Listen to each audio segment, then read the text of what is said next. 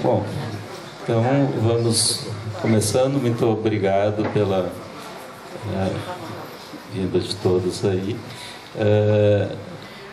Vamos começar mais um café literário, então, da Sociedade Psicanalítica de Porto Alegre, em parceria com a Livraria Saraiva. A gente faz sempre a segunda terça-feira de cada mês, às 19h30 até mais ou menos 20h45.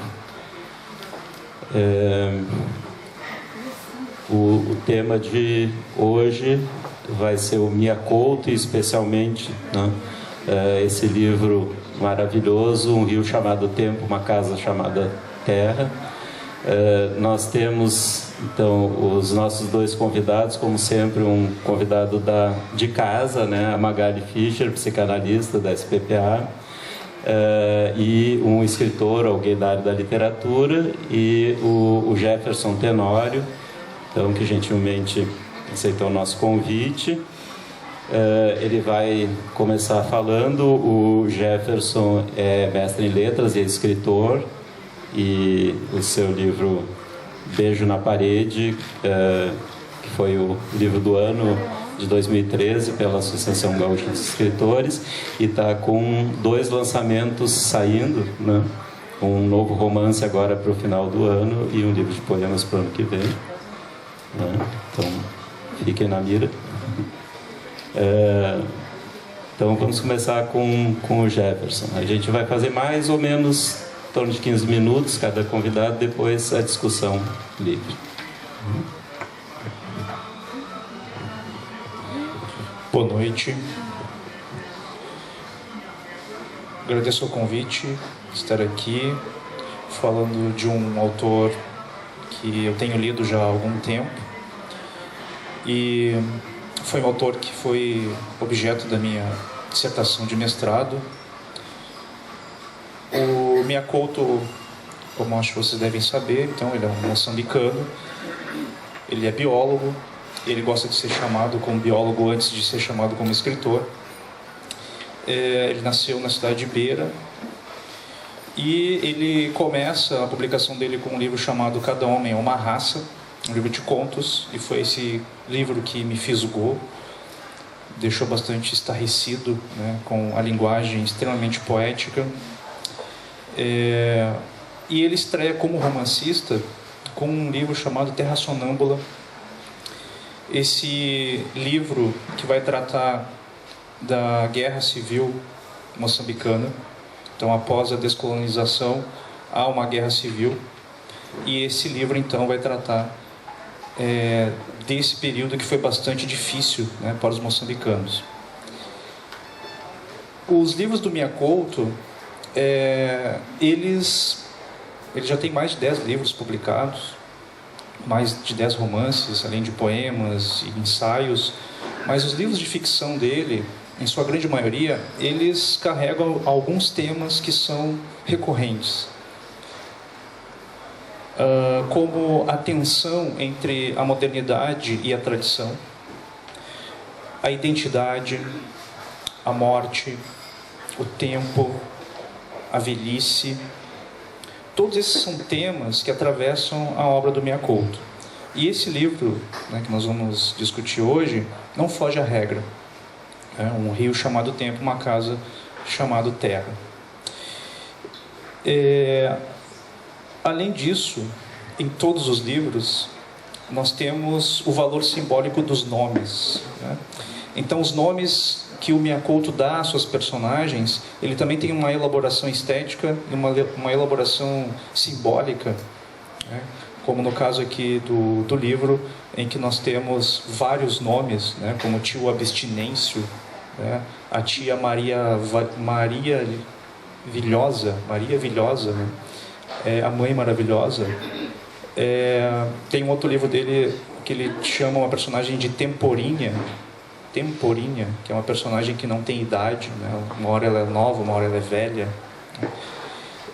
Então, esses personagens, esses nomes, vão inserindo o leitor dentro de uma dimensão que é uma dimensão que talvez o leitor acostumado com uma literatura mais ocidentalizada ache um estranhamento nesse tipo de linguagem. Quando a gente lê, né, o Miyakoto, nós automaticamente também, quem lê o Guimarães Rosa, associa a sua linguagem ao Guimarães Rosa pela sua invenção, pelo uso dos neologismos, pela poeticidade e a capacidade de falar de coisas muito profundas através de uma linguagem que aparentemente ela é simples. Mas o Miyakoto, ele tem um artigo chamado O Sertão na Savana Africana. E esse artigo, ele explica como é essa relação dele com a obra do Guimarães Rosa. E ele explica ali também que ele tem outras influências nesse sentido, como Manuel de Barros, né, um poeta também bastante inventivo, e o Andino Vieira, que é um escritor angolano, que tem um livro muito belíssimo, que é o Luanda. E ele fala então dessa relação que ele tem com a linguagem e essas influências que ele acaba recebendo.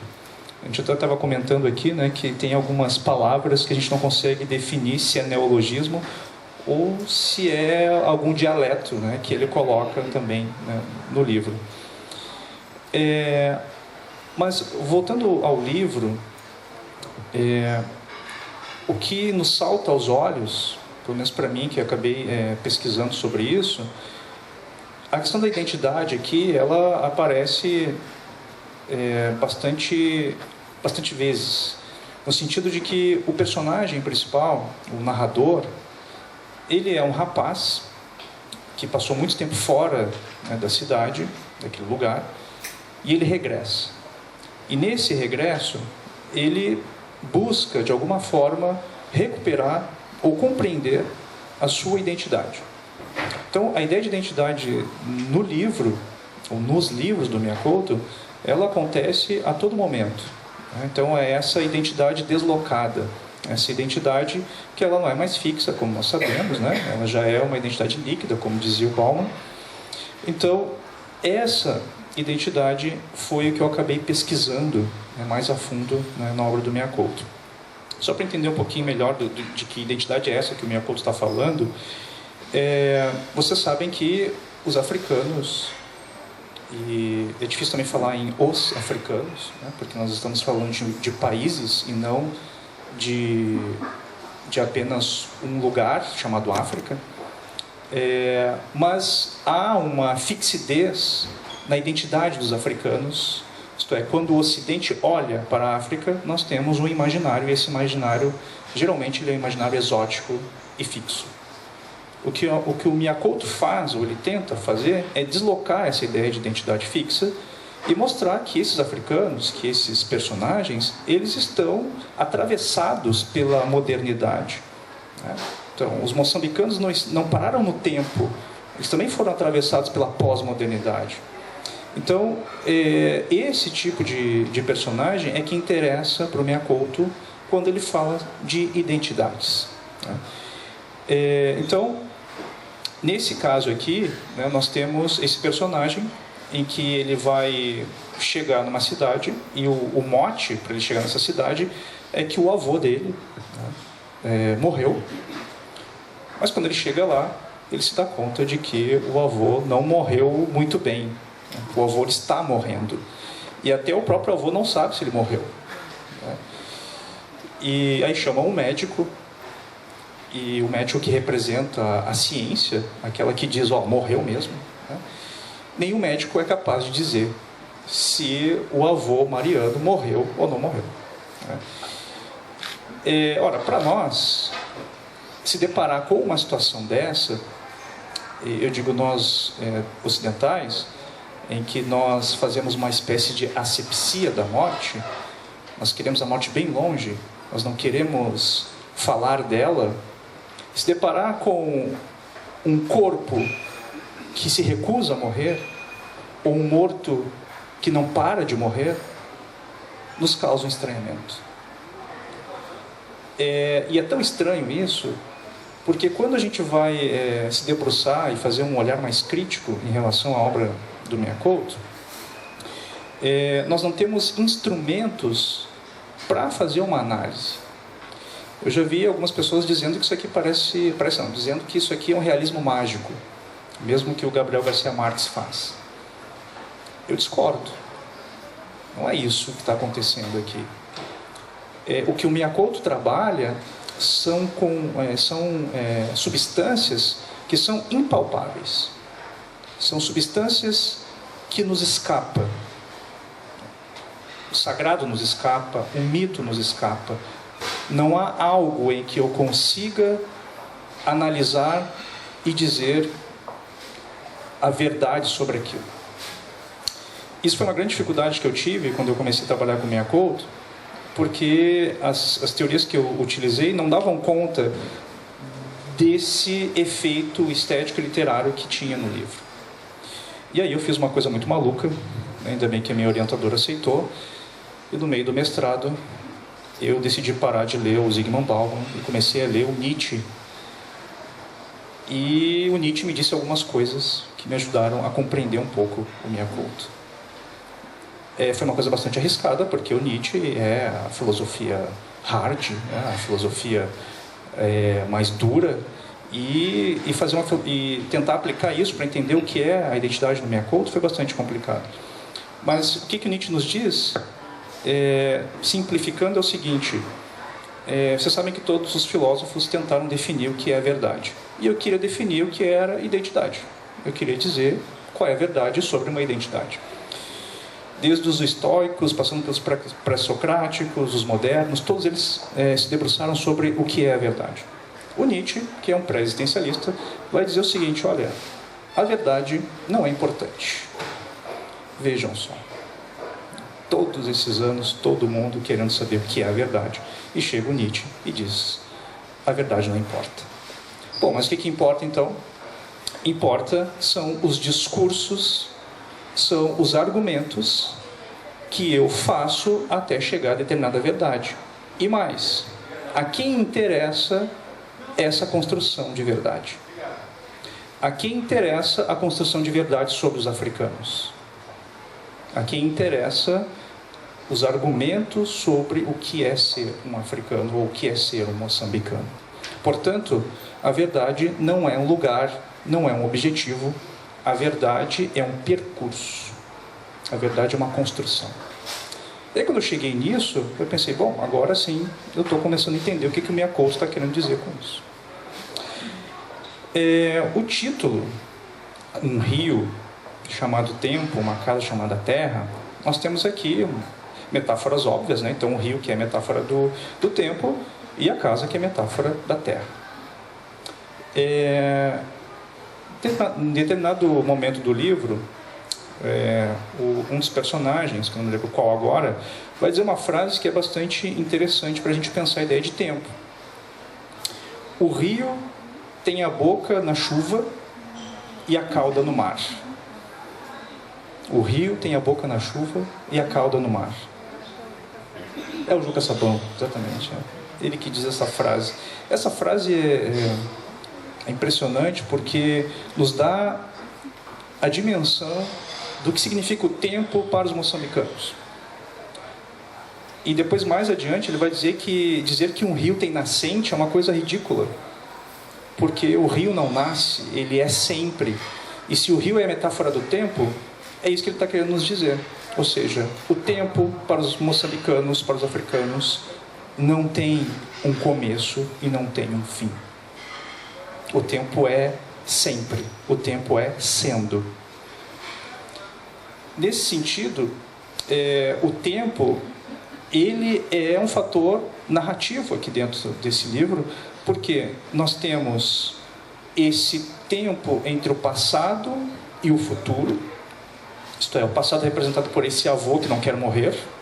E por que ele não quer morrer? Porque ele precisa passar essa tradição que para ele está morrendo. Para quem que ele precisa passar? Para esse neto, né? Depois a gente descobre que não é bem neto, né? Não sei se eu posso contar o segredo, a revelação do livro, né? Aqui não precisa, porque uma vez eu contei o final do livro, nossa, pessoa... É um livro de suspense, mas quem lê percebe que, aliás, uma outra característica também do Miyakoto é essa ideia da investigação, né?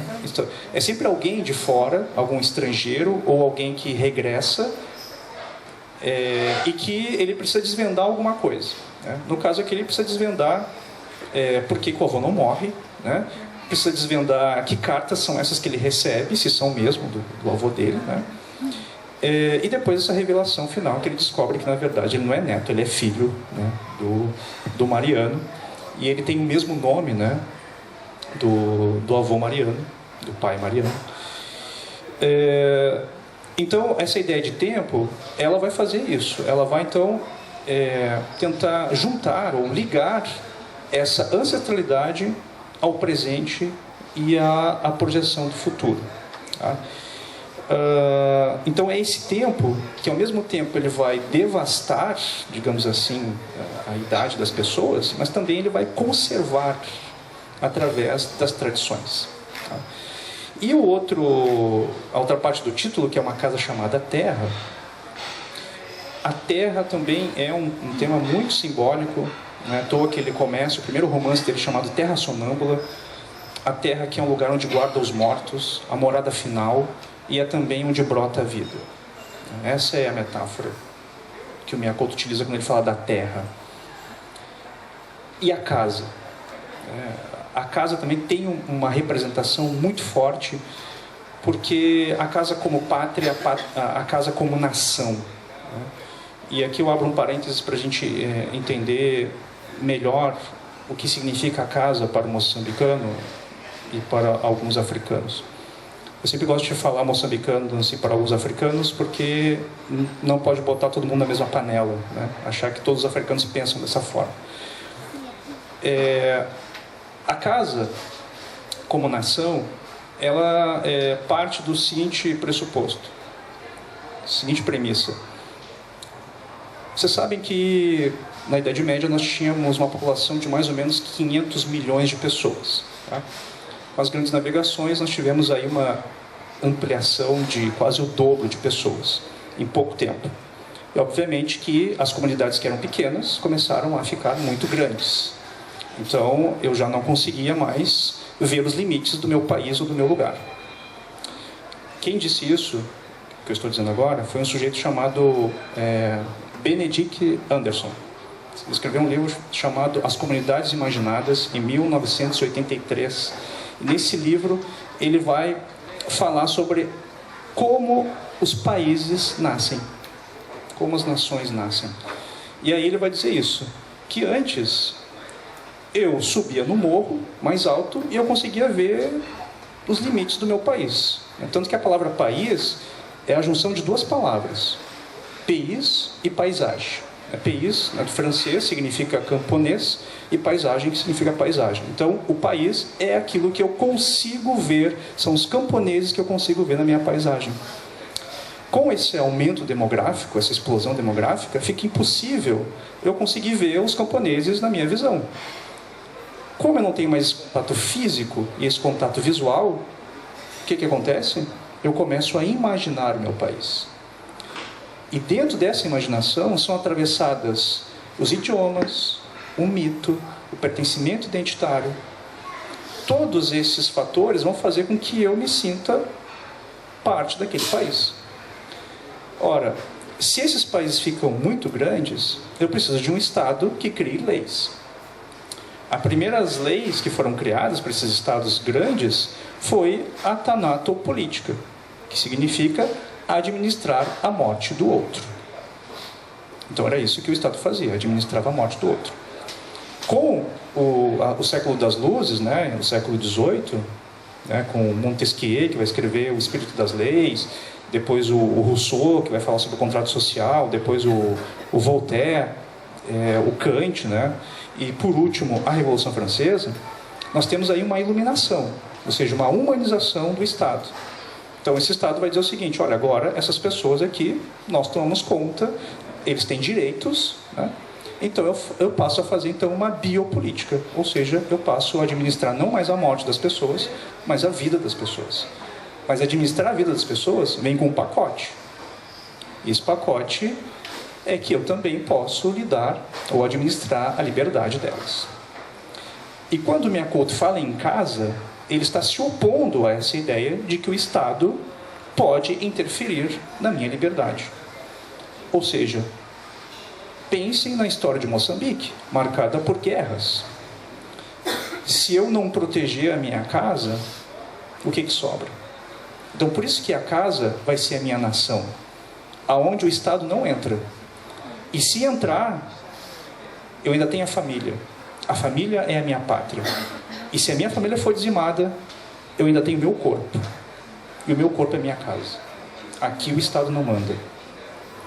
Então é isso que quando o Miyakoto fala em casa, é nisso que ele está pensando. É nisso que os moçambicanos estão pensando. Não sei como é que está de tempo.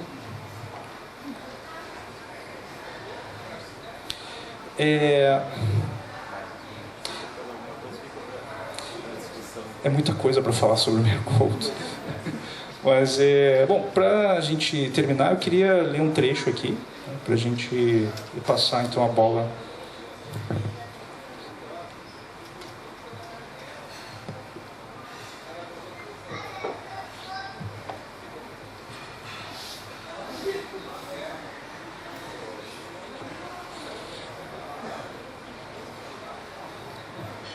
Essa parte aqui é muito bonita, de por que o protagonista não quer morrer. Né? Mariano, isso aqui é uma carta que ele escreve, né, pro rapaz. Mariano, esta é a sua urgente tarefa. Não deixe que completem o enterro. Se terminar a cerimônia, você não receberá as revelações.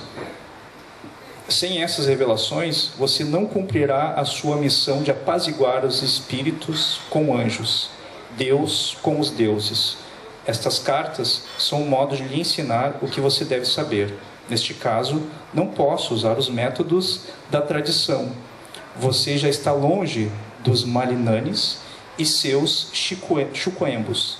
A escrita é a ponte entre os nossos e os seus espíritos. Uma primeira ponte entre os Malines e os Marianos. Muito interessante essa ideia de que esse rapaz que regressa e que ele tem hábitos dos brancos, portanto ele não está mais apto a conhecer a tradição na sua raiz. Então o que o avô faz? Uma ponte. Essa ponte é a escrita. Isso é uma metáfora muito bonita, né? Então, como eu comunico a ancestralidade,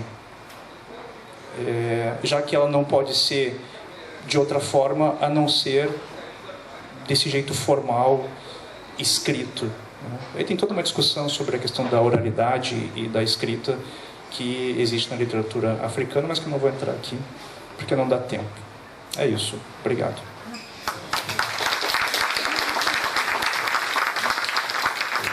Falando em tempo, eu esqueci de contar o tempo, estava tão interessante ouvir. Eu saí da posição de coordenador e... Só para lembrar, fazer um pequeno intervalinho antes de passar para a Magali, outra do Juca Sabão, né? Aqui no início do livro. Né? Só há duas nações, a dos vivos e a dos mortos. No fim das contas, assim, esse Juca Sabão era fantástico. E essas poesias que ele põe na autoria das personagens também, no início de cada capítulo, são uma forma muito interessante, né, de inserir a poesia na prosa, assim, sem que a gente se dê conta, né, e de autoria dos personagens. Vou passar para a Magali, então depois a gente... Bom, quero agradecer o convite da Kátia, a diretora de divulgação, do Maurício, organizador da atividade, e agradeço pela companhia, pela boa companhia de todos, e também por se tratar do Miyakoto, que é um autor a quem eu recorro muito, assim, no meu ofício e na minha vida. Eu fiquei pensando, vocês começaram lendo, que talvez uma boa forma de vir aqui falar é só ler, porque cada frase desse livro é uma poesia, né? Então eu pensei, bom, quem sabe a gente faz uma dinâmica do tipo, cada um lê a sua frase preferida do Miyakoto. Mas enfim, talvez a gente tenha tempo, e tomara que tenha, para fazer isso depois. E eu escrevi, porque é assim que eu consigo me expressar, e realmente o Miyakoto me traz muito, assim. Então eu escrevi coisas que me vieram e eu pareço porque o Mariano recebia cartas que eram escritas, ditadas pelo avô e escritas na mão do Mariano. Eu mais ou menos me senti assim, porque as palavras, a maioria, são aqui do Minha Couto. Bom, mas eu vou começar citando o Mário Corso. Não sei se vocês leram na sua coluna de domingo. Quando ele diz que segue nascendo em cada livro que lê e que é pouco viver apenas uma existência. Por isso, vai aos livros em busca de mais. Quem lê, segue dizendo, esgarça o tecido do real para encaixar sua fantasia. Descobre que o simples não existe, que tudo possui 1000 caminhos e que as verdades são provisórias. Entender isso me parece essencial para a vida. E um rio chamado tempo, uma casa chamada terra, nos dá a possibilidade de, ao ler, ver e principalmente sentir. Seus personagens, através de diálogos, sonhos, cartas, revelações e fantasias, vão nos dando a possibilidade de olhar, escutando e de ouvir, olhando, como nos ensina o Minha Couto, capaz de gerar um estado mental em que todos os sentidos ficam aguçados, o que permite que a gente vá lendo, se deixando envolver, a ponto de, pelo menos comigo foi assim, nos sentirmos habitantes da ilha de Luar do Chão. Estamos então no seu continente, a África pós-colonial, inserido numa cultura, crenças e tradições moçambicanas, em que a natureza parece ser a essência da própria vida, que eu acho que isso também é uma característica nos livros de Minha Couto. Como se vê em tantas descrições que eu destaco algumas. O rio é como o tempo, nunca houve princípio.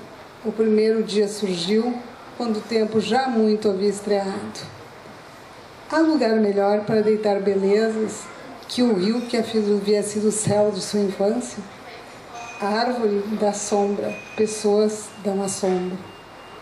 Quem disse que a terra engole sem cuspir? Mariano, estudante universitário, volta à sua terra natal, Luar do Chão. Assim ele começa. Por motivo de falecimento, abandono a cidade e faço a viagem. Vou ao enterro do meu avô. Dito Mariano. Não é senão a morte que vai me ditando ordens.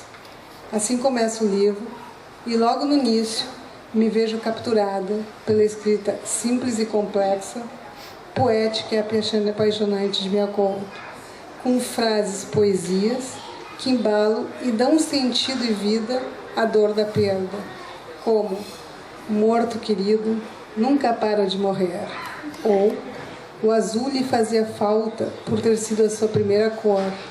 Isso é quando fala da miserinha que é quase cega. Agora já não posso ver. Sabe o que faço? Venho perto do rio, escuto as ondas e de novo nascem os azuis. É lindo isso. Assim, esse é um livro que, ao retratar a morte, retrata também a vida e traz, ao mesmo tempo, na minha leitura, cada um tem a sua, dor, destruição, terra e povo arrasados, mas possibilidade de resgate e esperança. Como, por exemplo, quando descreve, ao chegar na ilha, dói-me a ilha como está, a decadência das casas, a miséria derramada pelas ruas. À primeira vista, tudo define a descrição da morte, mas logo depois, no entanto, mais além, a vida reverbera, cheirosa como um fruto de verão. Enxames de crianças atravessam os caminhos, mulheres dançam e cantam, homens falam alto, donos do tempo. O avô Mariano é um morto que se recusa a morrer. Era, segundo o médico Mascarenhas, portador assintomático de vida. Esse jogo que ele faz com as palavras. Um defunto de obra inacabada, que contempla o céu no seu leito de morte, num quarto sem teto. Mariano volta à sua terra natal para o funeral do avô. Em torno deste funeral, o autor vai nos conduzindo à história de Moçambique, que se situa neste momento, num período de aparente paz, depois de 16 anos de guerra, mas deixando claro que o período pós-colonial é, quem sabe, ainda pior. Mostra um povo e uma terra que, de escravizado, passa a se escravizar. Contando a história de uma morte, Mia Couto traz um enredo de vida, de uma família, de uma terra e de uma casa que precisa renascer. Através dos personagens, cujos nomes vêm cheios de simbolismos e significados, que vão se descortinando, às vezes saborosamente, outras tragicamente, no desenrolar da trama. Assim, fulano Malta é o pretenso pai, já que o pai mesmo é o avô, tem no nome a marca de sua indefinição e insegurança, fulano. Maria Vilhosa, a bela e suposta e triste mãe, porque a mãe mesmo é a Admirança, que foi a amante do avô. Dulcineusa, a avó, esposa de Mariano, mãe, esposa e escrava. Doce nome, alguns dizem, quem sabe, para esconder as amarguras dos tempos coloniais que lhe deixavam as mãos corroídas pela acidez do caju. Admirança, a tia, carregada de mistério e sedução. Mistério é justamente que ela era a mãe do Mariano. De sedução volúvel. Miserinha, semicega, pobre e carente. Os tios, abstinência. É o recluso que se abstém do mundo e da vida. E o tímio, o mais novo, o burocrata, que não percebe a relevância da terra e dela só quer tirar vantagens e lucros.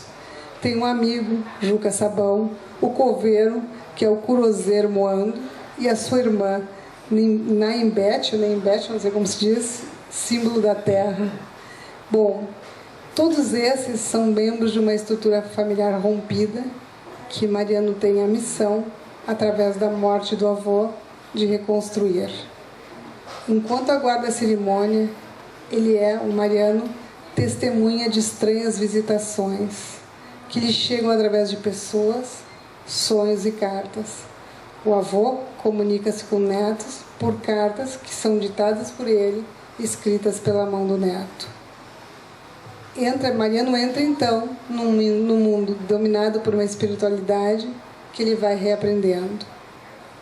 À medida em que entra em contato e se deixa entrar nesse universo, ele descobre uma outra história para a sua vida e para a sua terra.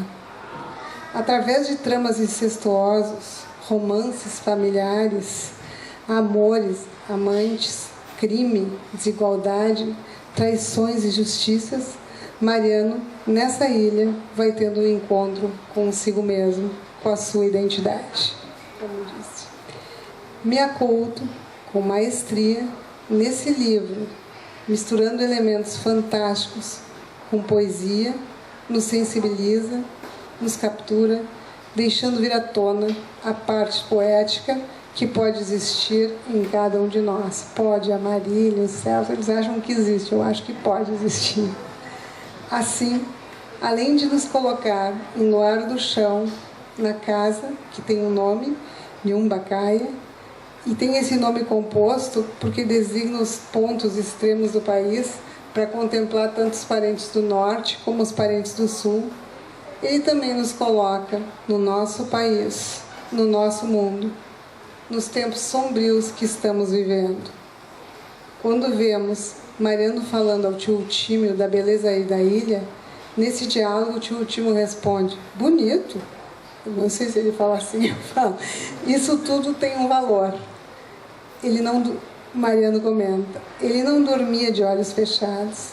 Já havia dado um despacho aos investidores interessados em doar do chão, um negócio de Minas, e até já havia palavrado a nossa casa, a Nhumbacaia, comprometendo a terra dos familiares. Leio isso e imediatamente vem à mente a nossa terra, a nossa gente, os índios da nossa Amazônia ameaçada de ser aberta para mineração. Ou, quando ele fala de política, parece um cenário tão Brasil. Diz ele, a política é a arte de mentir tão mal que só pode ser desmentida por outros políticos. O Tímio sempre espalhou enganos e parece ter lucrado, acumulando alianças e influências. Ler Mia Couto, para mim, é ler o mundo e as pessoas com toda a sua beleza, sordidez, com toda a sua riqueza e pobreza, todos os nossos paradoxos e contradições. É, como ele disse, repensar, o Mia Couto disse, repensar o pensamento, enfrentando fronteiras, fazer a viagem para dentro de nós mesmos, encontrando a intimidade com as pessoas que amamos. É nos deixar penetrar pela poesia, tornando-nos sujeitos e autores da narrativa que é a própria vida. É fazer aquilo que Manuel de Barros nos ensina quando diz: tentei descobrir na alma alguma coisa mais profunda que não saber nada sobre coisas profundas. Consegui não descobrir, porque é assim que a gente fica muitas vezes lendo Mia Couto. É na fluidez do pensamento, na liberdade de expressão, no poder se atirar no mundo da fantasia, dos sonhos, do brincar, do fantástico, no viver junto com, no sentir com, que podemos criar algo novo. E só criando algo novo que podemos, por exemplo, ter uma verdadeira relação ou um verdadeiro diálogo analítico. A nossa escuta tem que ser sempre esta, que vemos e vivemos nesse livro, criativa, espontânea e engenhosa, utilizando a nossa intuição e fazendo o contato mais direto possível com as nossas emoções, porque eu acho impossível ler esse livro sem fazer contato com as emoções. Como fez Mariano ao ir desvendando toda a sua história. Isso é base para todos os investimentos pessoais e relacionais. Assim que atravessemos rios em busca do encontro, que vai nos possibilitar construções que, de preferência, que ao mesmo tempo são termináveis e intermináveis, deixando, como diz o avô Mariano, a terra aberta para os futuros. Muito obrigada.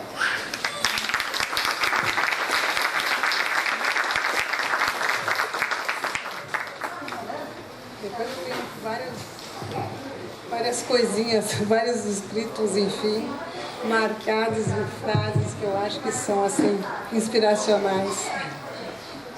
É difícil achar uma que não seja no livro todo, né? Assim, que é e é difícil de definir, né? Não é um realismo fantástico. Eu pensando aqui, enquanto estava ouvindo os dois convidados, eu pensei assim, um realismo onírico. E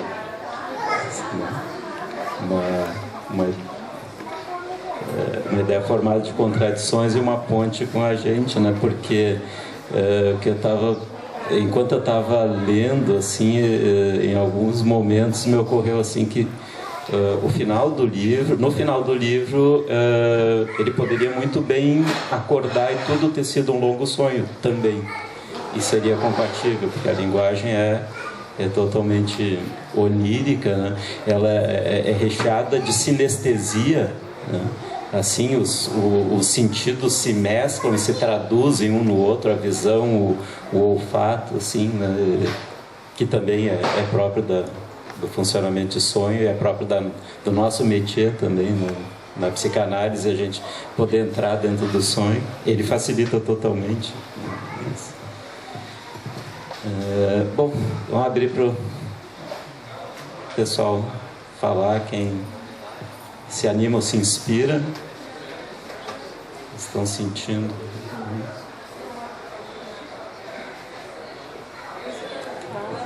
Assim, eu também, todo o tempo eu pensei, bom, agora ele vai dizer que é um sonho. E outra coisa, assim, que mesmo com essa linguagem poética, ele tem esse tom e dom de suspense e que fica assim, capítulo a capítulo, querendo descobrir, porque também tem um assassinato, que é do próprio Juca Sabão, e que não se sabe como, e quer se descobrir quem.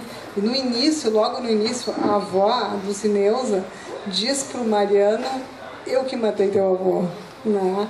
E depois isso faz se dizendo. E aí eu começo, não, isso é sonho, o que é isso? Enfim, então é muito impressionante, assim, realmente é uma viagem em que a gente vai entrando e querendo descobrir, e por isso que eu acho que ele tem todos esses elementos, né, que são atrativos num livro, que é suspense, que é fantasia, que é sonho, né? E quem sabe isso possa ser realmente um grande sonho, né? Mas o que eu acho que é mais marcante é isso, é um sonho que dá muitas possibilidades, e principalmente essa possibilidade da identidade, que é o que o Mariano vai buscar na sua terra natal.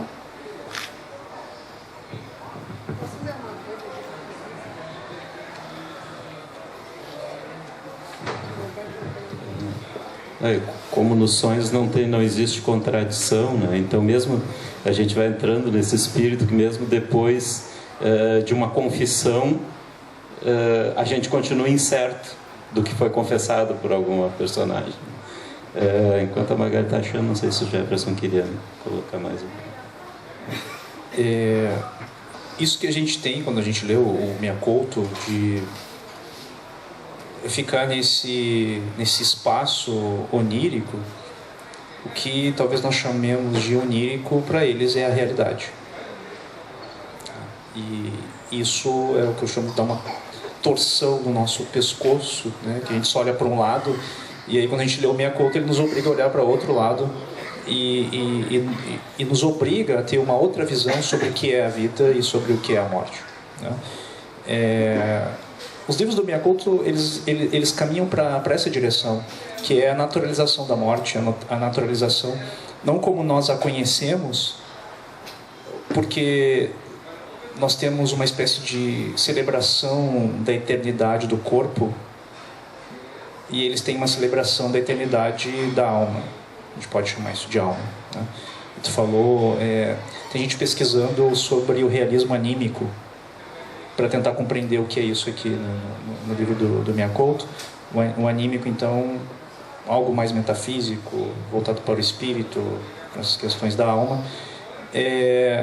Então, quando a gente entra então é difícil a gente conseguir definir o que é isso aqui que o Miyakoto acaba trabalhando. Eu vou ler aqui um outro trecho em que ele fala sobre essa questão da morte. A cruz, por exemplo, sabe o que me parece? Uma árvore, um canheiro sagrado onde nós plantamos os mortos. A palavra que usara, plantar, disse assim na língua do luar do chão. Não é enterrar, é plantar. Plantar o defunto, porque o morto é coisa viva. E o túmulo do chefe de família, como é chamado? Dindilu. Casa, exatamente a mesma palavra que designa a moradia dos vivos. Talvez por isso não seja grande a diferença entre o avô Mariano estar agora todo ou parcialmente falecido. Então há uma naturalização da morte tão visível que já quase não há diferença entre estar vivo e estar morto.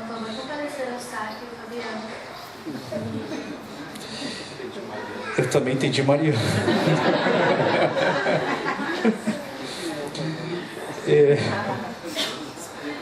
Os espíritos, né? A morte é assim, olhar um defunto, tornando escorregadio para as passagens rumo à eternidade. Colocaram ele no caixão, ele saiu. O falecido estava com dificuldade de transição, suspeita de feitiço no ar. E o vô ele era um amante de todas as mulheres. E aí o avô Mariano dormia sempre no chão. Cama era só para namorar. Incorre no risco de cair ou, pior, nunca desceram. Então é tudo assim, e ele vai, essas frases vão assim sendo colocadas na voz do morto, é impressionante assim. E quando essas cartas são escritas também eu acho que tem essa naturalidade que é o sobrenatural, mas talvez isso que tu diga assim, o natural de uma cultura também, né? Quem está se animando? Eu sei que está muito bom ouvir os dois convidados também, mas eu queria ver vocês. Enquanto isso, só uma outra coisa que até eu queria ver o que o Jefferson e a Magali sentiram. Eu tenho a impressão que essa naturalização, não sei como a gente for chamar, a gente vai entrando nesse espírito de maneira que eu fiquei pensando no título, repensando depois, né? Parece que ele inverte, inclusive, a direção das metáforas, né? Eu fiquei pensando assim, rio é metáfora de tempo ou tempo é metáfora de rio? Né? Casa é metáfora de terra ou a terra que é metáfora da casa? Dentro do espírito que tu entra no livro, assim, a gente fica com essa inversão, ou pelo menos reversão possível. A possibilidade de aberturas e mais aberturas, né, para muitas compreensões. É tão bonito uma parte quando ele, a Dulcineusa, a avó, que fica falando do avô e como ela queria ter sido amada por ele, que ele não sentia. E olha, ele escreve assim, beijo seus dedos, e ela se sente beijada na alma.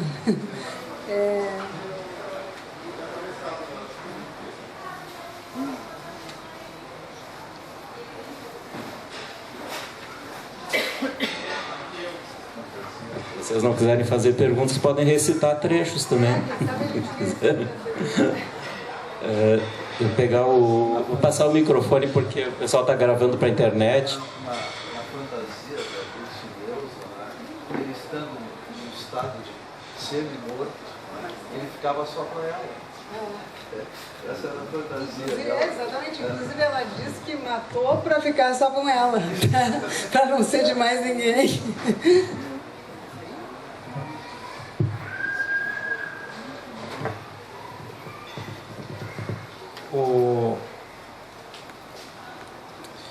Tem um outro trecho aqui também que eu acho muito bonito.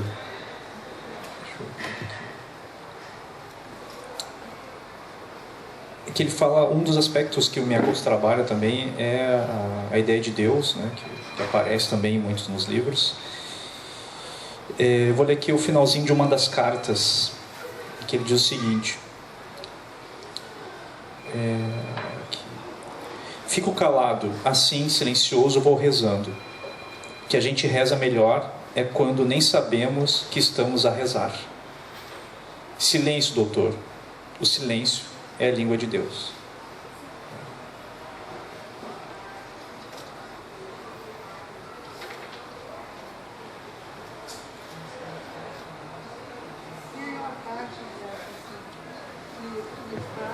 A terra está fechada, eles vão enterrar o Mariano e a terra está fechada e não há jeito de abrir, né?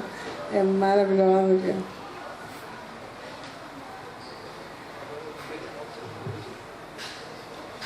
De uma outra coisa, talvez vocês me ajudem a viajar também aqui.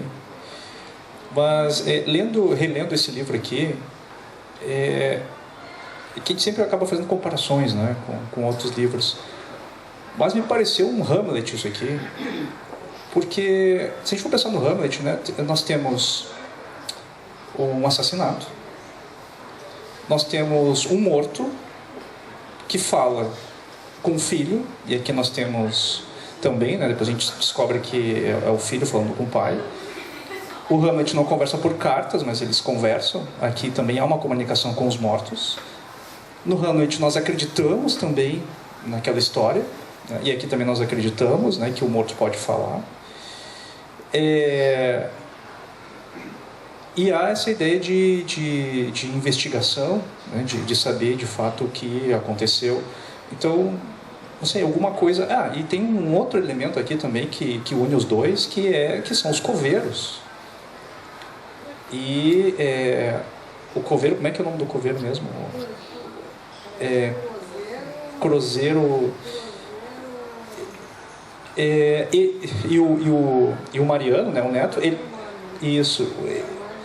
ele vai até o coveiro para perguntar para o coveiro: vem cá, tu que lida aí com a morte todo dia, tu pode dizer se o meu avô morreu ou não morreu? Né? E o Hamlet também tem essa conversa com os coveiros. Né? E o Hamlet, quando ele pega, né, o ser ou não ser, né, em que ele vai entrar nessas questões também da vida e da morte, nós também temos isso aqui. Né? Talvez o Miyakoto não tenha nem pensado nisso quando ele escreveu, mas é uma coisa muito interessante aquilo que o Umberto Eco fala, né, sobre o que influencia o quê. Né? O Umberto Eco tem até um triângulo que ele coloca isso. Né? Então, a cultura geral, autor B, autor, cultura geral, autor A e autor B. Então, o que influencia o quê? Né?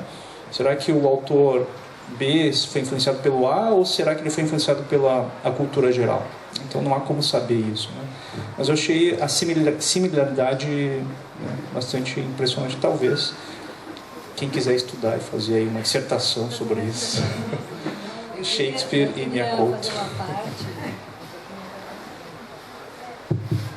Eu queria fazer uma parte sobre a morte em Shakespeare e a morte em Miyakoto, porque eu tenho a impressão, na minha leitura, que a morte do Shakespeare, ela é uma morte assustadora, ela é algo como um fantasma.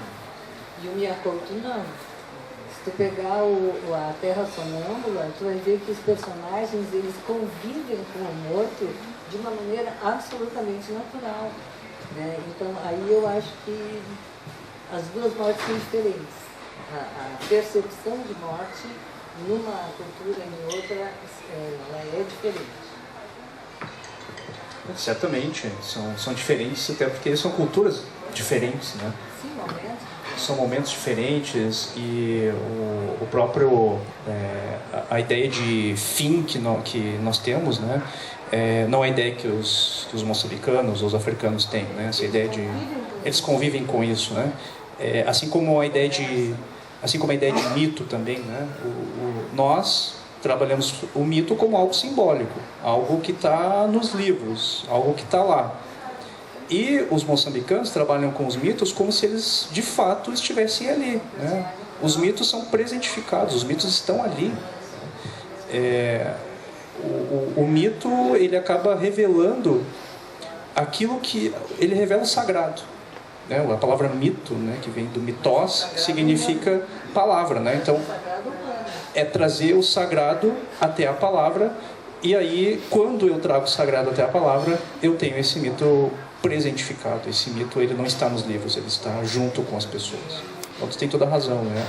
A morte no Shakespeare é uma morte assombrosa, é uma morte pesada, né? E aqui parece que é uma espécie até de suavização, né, da morte. É como se não houvesse... Quer dizer, há uma fronteira, e essa fronteira é o corpo. A única fronteira entre a vida e a morte é essa, né? Segundo Miyakoto. Reiterando o que tu dizes, assim, no final, isso é bem no finalzinho, última página do livro, assim, e ele diz, quando ele revela que ele é o amor, e o filho do amor, e o amor sem medida, porque o grande amor dele foi a admirança, e aí ele diz assim: o morto era outro, em outro fim de vida. Isso é o avô Mariano, né? Eu apenas estou usando a morte para viver. Você, meu filho, você disse certo. A morte é a cicatriz de uma ferida nunca vida, a lembrança de uma nossa já apagada existência.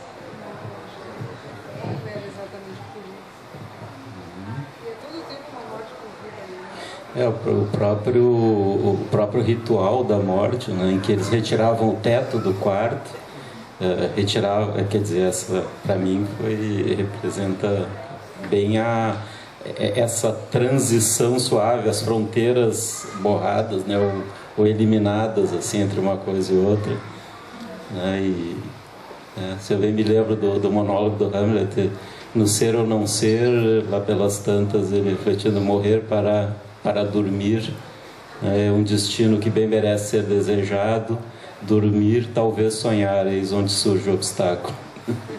Então a morte, fica refletindo se a morte é atraente mesmo ou não, é assustadora, né? Assim não. Quem se anima mais?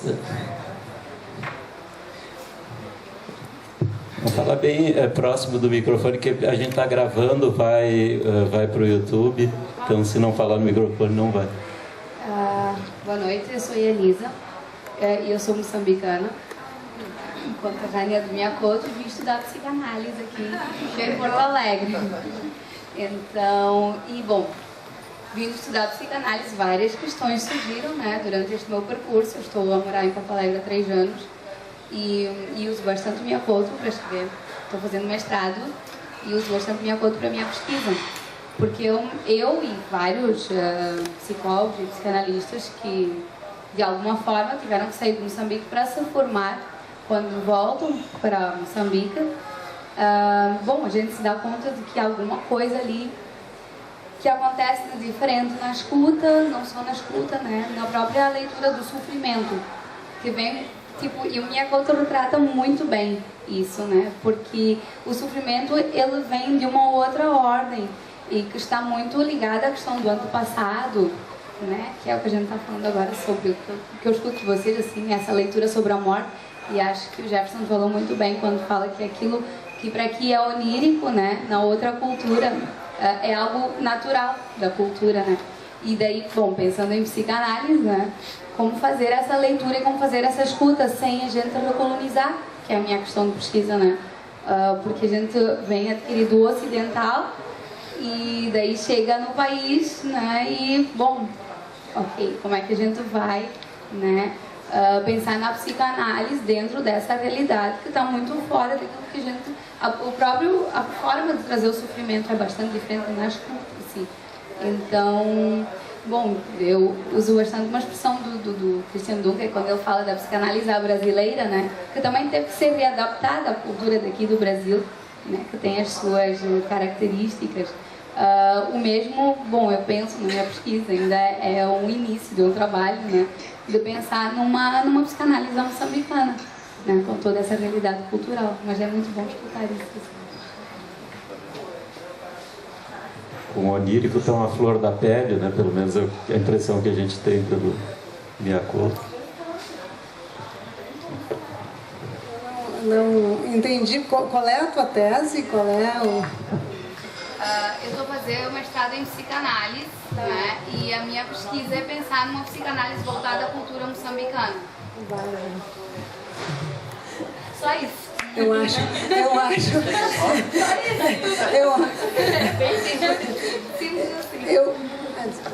Eu acho que o Miyakoto tem uma psicanálise voltada à cultura moçambicana, assim, né? Tu entrevistaste? Entrevistei ele exatamente para poder contribuir, né, na leitura da cultura. Que bárbaro, depois tu nos Boa noite.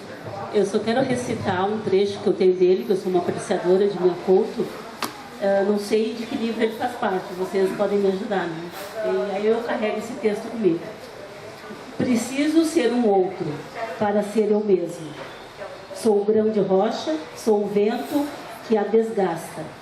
Sou pólen sem inseto, sou areia sustentando o sexo das árvores. Existo onde me desconheço, aguardando pelo meu passado, ansiando a esperança do futuro. No mundo que combato, morro. No mundo que luto, nasço.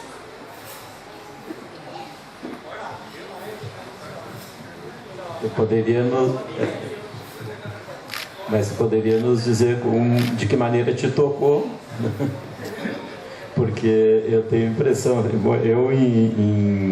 em algum tempo, assim, eu tenho lido vários livros que eu gostei muito, mas eu acho que nenhum me deu tanta vontade de fotografar trechos.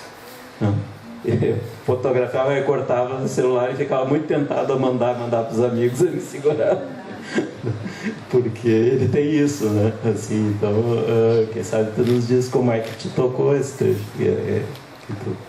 Eu acho muito bacana esse momento, enriquecedor, né? A gente está aqui. Eu não tenho nada da área de vocês, assim, só sou uma curiosa mesmo. Estou aqui, assim, adorando isso. Depois de um plantão de 12 horas. O plantão ajuda a ficar mais onírico, né? Isso, quando a gente isso. sai. E aí, quando eu fui estacionar o carro, queimadíssima na hora, o cara ainda disse: a senhora pode ter um pouquinho mais de calma na hora da ré. Eu falei: tudo bem, eu cuido mais da próxima vez.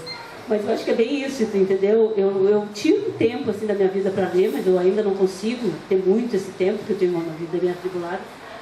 Mas eu recorto isso justamente para mandar para os amigos, e me toca assim, porque eu acho que a gente está numa constância, né? Vivendo, morrendo, conquistando, sendo árvore, sendo vento, sameando.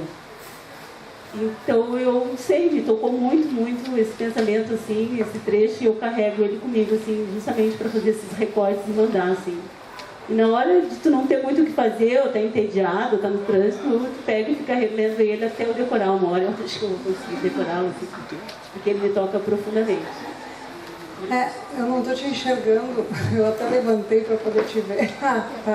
Eu acho que às vezes é isso, assim, as coisas que tocam muito profundamente, a gente não sabe dizer porquê e onde toca, mas o que é importante é que atingiu aquela área mais sensível e mais interna, e eu acho que o Mia Couto faz isso assim de uma maneira encantadora, né? Exatamente.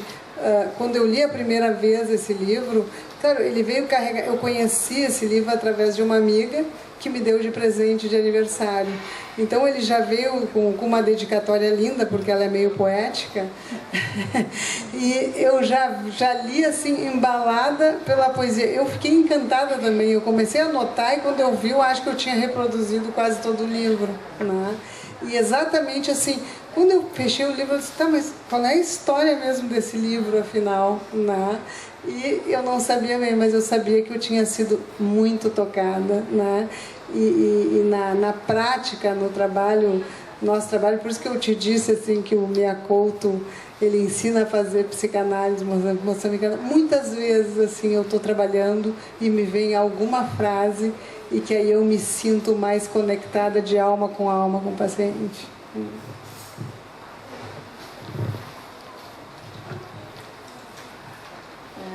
é só para... Não sei se está funcionando. Só para complementar, porque eu fiquei pensando todas essas questões assim que a gente está conversando, não só pelo conteúdo do que o Mia Couto traz, que, como, né, comparado com Hamlet, com Shakespeare, são coisas universais. Eu fiquei pensando, isso é claro, ele coloca de outra forma, que eu acho que nos toca muito. Eu fiquei pensando na língua portuguesa também, né, assim, o quanto, pelo menos a minha experiência, eu acho que é de muitos, assim, lendo os livros do Mia Couto, eu dou um novo significado para a nossa língua, né? Então é muito legal ouvir o teu sotaque também, porque eu acho que a gente, né, essas trocas assim, culturais, dentro da nossa própria língua, né? Porque a gente, eu fico pensando nas expressões que a gente usa hoje em dia, assim, muitas expressões em inglês, e tem essa coisa de tornar divino, né, a língua inglesa, enfim, expressões inglesas. Eu fiquei pensando que, quando eu leio o Mia Couto, assim, eu tenho vontade de fazer o contrário, de usar expressões, né, e torná-las parte assim, da nossa fala, né? Por exemplo, histórias abençonhadas. Eu acho lindo isso. E várias outras coisas, e termos que ele usa que me deram, assim, e acho que daí isso toca vocês também, um novo significado para as palavras que eu uso, né? Então foi a nível não só assim de literatura, mas para a minha identidade. Agora voltando para a questão da identidade, né, que o Jefferson estava falando, da tua busca na tua tese do que é a identidade, aí passou por Nietzsche e tudo mais, eu sinto que o Mia me fez, de alguma maneira, abrir para a minha própria identidade brasileira. Claro, aí entra questões assim, eu morei um tempo fora também, mas acho que não é só isso, não é só pelo concreto de ter morado fora, é algo assim de uma ressignificação que eu acho que eu acabei dando nos últimos anos assim, ao português, né? Então, é muito legal também ver estrangeiros que vêm pra cá e também falam português, mas tem outro sotaque, tem outra cultura. Eu tô bem interessada nisso, assim, ultimamente também, porque é algo que realmente me toca. Então é só pra acrescentar isso. Te ouvindo falar agora, eu lembrei de um trechinho do livro também, que eu acho um dos tantos, ou quase todos, que são maravilhosos.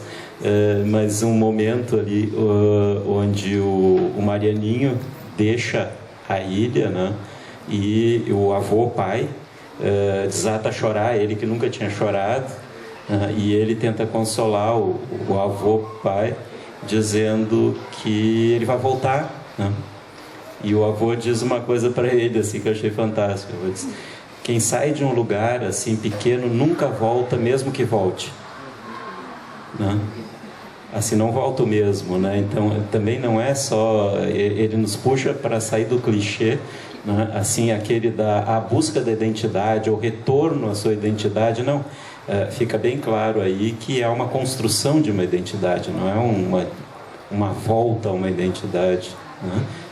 Tem um retorno, mas ele não retorna para o mesmo ponto de onde ele saiu, né? Também, então, né? Tu morou fora também, aí não pode mais retornar, né? Mesmo quem volta, não volta. Magali? Acho que é isso, todo tempo tem essa questão da identidade, da busca da identidade e de conhecer, mas quando eu ouvi a Marília falando, eu fiquei pensando, me veio logo essa questão das palavras e como a gente pode fazer coisas com a palavra. Teve uma atividade no CEAP, ela, o Lucas Krieger, a Marília Krieger, o Lucas Krieger, Santos Krieger e o Celso Gutenberg. E o marido da Marília é poeta, e lá pelas tantas, me ajuda se eu... Ele começou a fazer uma analogia do divã com uma nuvem, né? E como aquilo fez todo sentido para mim, né? E exatamente porque essa nuvem pode ser os sonhos, as fantasias, enfim. Imediatamente eu estava lá e pensei no Mea Culto, assim, né? Então a gente... Talvez, até por isso que tem esses que funcionam como, esses autores que funcionam como mestres, enfim, se aventure mais. Claro, vocês são poetas, vocês não, teu marido é poeta. Ele diz que ela é escritora. Os poetas com mais facilidade, mas como realmente o peso das palavras tem uma importância fantástica. E quando eu te ouvi falando, e o sotaque, a forma, eu pensei, se eu soubesse, eu ia pedir para ela ter lido isso para mim, que eu acho que ia ganhar outro colorido.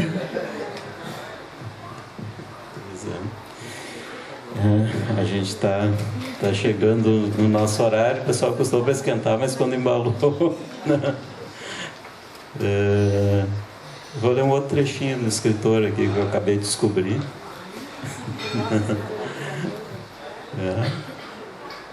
Toda vez que eu saía, eu tinha medo de voltar e encontrar o seu Ramiro morto, pois eu não fazia ideia de por quanto tempo os velhos conseguem suportar a vida. Se Deus envelhecesse, iria ver o que é bom para tosse. Seu Ramiro disse que Deus não fica velho porque não tem idade. Essa é boa, assim é fácil viver. Para a gente encerrar então com uma frase aqui do Jefferson, né? do Beijo na Parede, que eu fiquei muito curioso. Beijo na Parede. Isso. Né? Que derivou de um conto, né? Que foi premiado já o conto inicialmente, não foi isso? E o livro derivou do conto. Bom, pessoal, a gente tem que encerrar. Que bom que parece que fica, né, um monte de gente com vontade de falar e a gente com vontade de prosseguir. E essa é mesmo a ideia do café, né? É dar a largada, assim, para depois a gente continuar. Podemos sair por aí para cafés ou happy hours ou alguma coisa alcoólica. Tá bom, muito obrigado pela presença de todos, especialmente dos nossos convidados, que foram brilhantes, né?